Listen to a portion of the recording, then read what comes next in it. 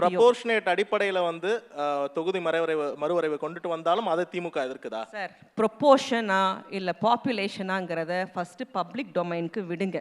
அதுக்கு ஒரு எல்லா மாநிலத்தில் சேர்ந்த அத்தனை கட்சி தலைவர்களுக்கும் ஒரு குழு போடுங்க. அவங்களோட ரெப்ரசன்டேஷனை கேளுங்க. இது வந்து உங்கள் வீட்டு அஞ்சரைப்பட்டிலேருந்து கொடுக்குற விஷயம் இல்லை சார்.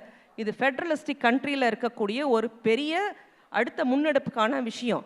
யார் யாருக்கு எவ்வளோ ரெப்ரசன்டேஷன் வேணும். ஜஸ்ட் பிகாஸ் தமிழ்நாடு வந்து ஒரு ஃபேமிலி பிளானிங் ஆதரித்து கேரளா இவங்கெல்லாம் வந்து ஆதரித்த ஒரே காரணத்துக்காக இன்றைக்கி நம்ம பாப்புலேஷன் பேசிஸில் நமக்கு வந்து ரிவார்ட் பண்ண வேண்டிய இடத்துல நமக்கு அதை வந்து பிட்ரேயல் பண்ணிகிட்ருக்காங்க. நமக்கு அவார்டு கொடுக்கணும். ஆக்சுவலி நம்ம பாப்புலேஷனை கண்ட்ரோல் பண்ண காரணத்துக்காக நம்மளோட ஸ்டேட் இன்றைக்கி வளர்ந்துருக்கு.